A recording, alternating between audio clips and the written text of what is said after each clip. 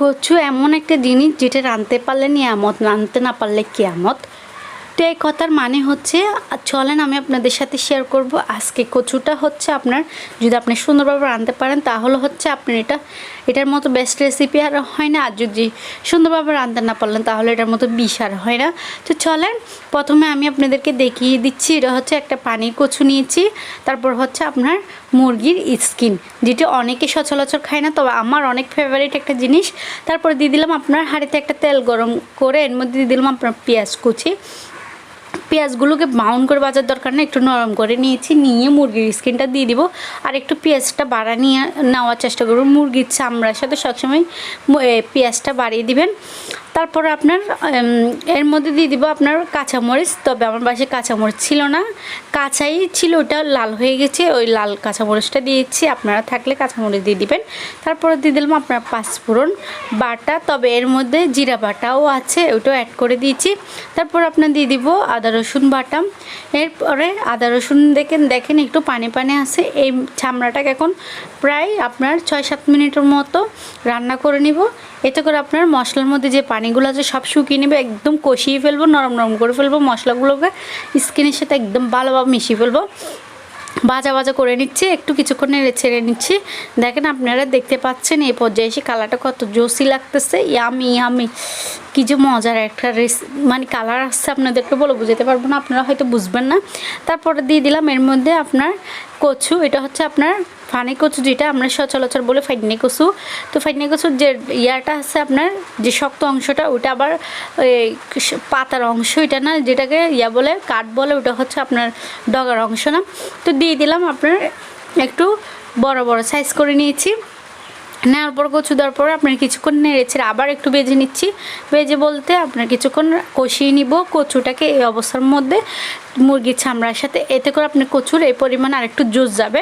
Juice বলতে এটা একটু আরেকটু রান্না করা হবে।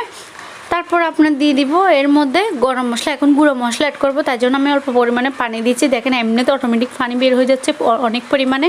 তারপরে দিয়ে দিলাম আপনার গরম মশলা 1 চামচ বা 1.5 চামচের মতো, দিয়ে দিলাম হলুদের গুঁড়া 1.5 চামচের মতো, দিয়ে দেবেন মরিচের গুঁড়া। আপনারা যদি জালটা যেরকম খান ওরকম বাড়া দিতে পারেন, আমি 2 চামচের মতো মনে হয় দিয়েছি।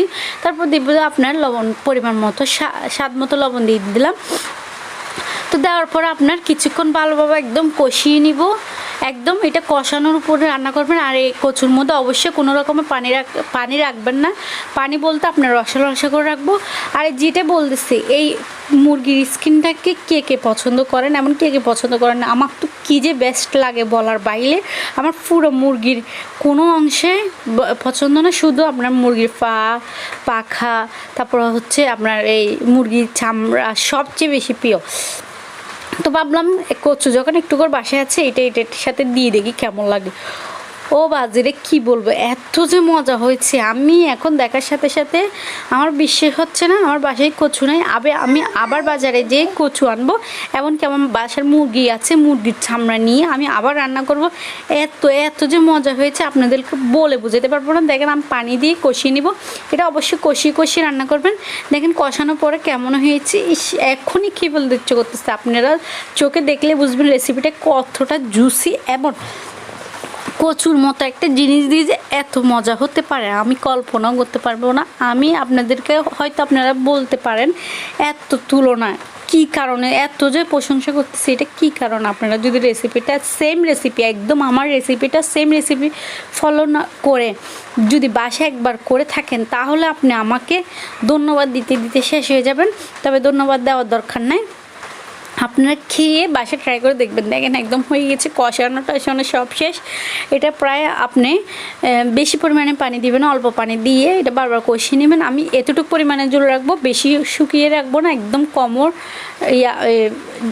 বেশি জলও রাখবো না, একদম কি শুকিয়ে রাখবো না। দেখুন একদম রসালসি, কী যে কথাই আছে, প্রথমে দর্শনদারি, তারপর হচ্ছে কি গুণ বিচারে। আপনার চোখের দৃষ্টিতে যদি দেখেন এটা সৌন্দর্য কী অবস্থা, তারপরে না আপনি খেয়ে প্রশংসা করতে পারবেন এটা কেমন হয়েছে না হয়েছে। আর আপনি দেখলেই বুঝবেন এটা স্বাদটা কত এসেছে।